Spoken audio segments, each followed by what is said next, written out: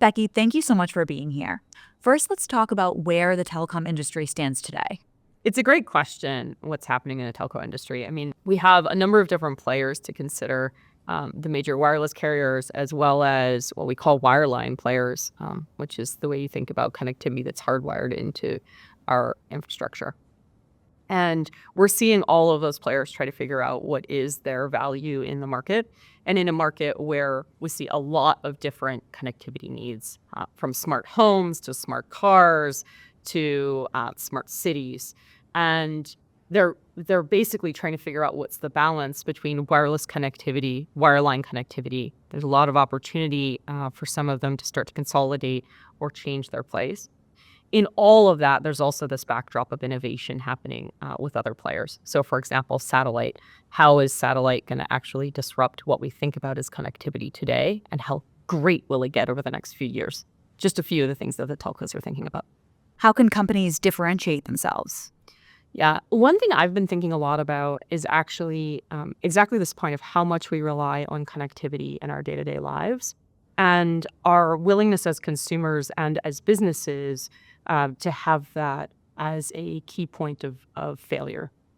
So I think a little bit about resiliency or connectivity resiliency. What are the plays that allow us not just to have a primary path for our connectivity, but also have paths that are backup?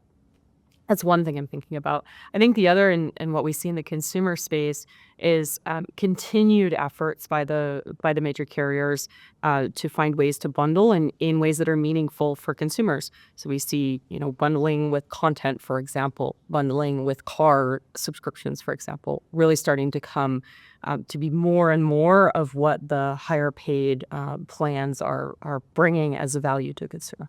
What does this mean for talent? What does it mean for talent, I think, is a great question. I think a lot about talent, not just in the telco industry, but also in the tech industry.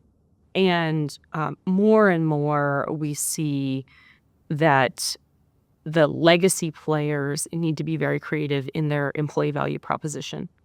What I mean by that is they really need to bring in new folks, make it clear what their career path is, make some of it a little bit cool, because some of the folks that have the right skills, whether it's AI, whether it's technology, aren't as excited to come to a major tech player that's been around for 40 years or a telco as they would be to some of the more, kind of newer or more quote unquote innovative companies.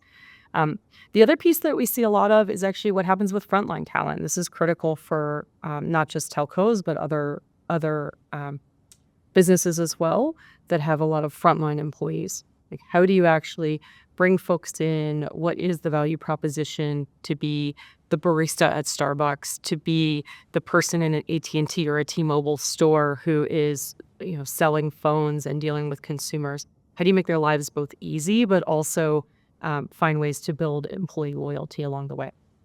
Thank you so much. Thank you, Lisa.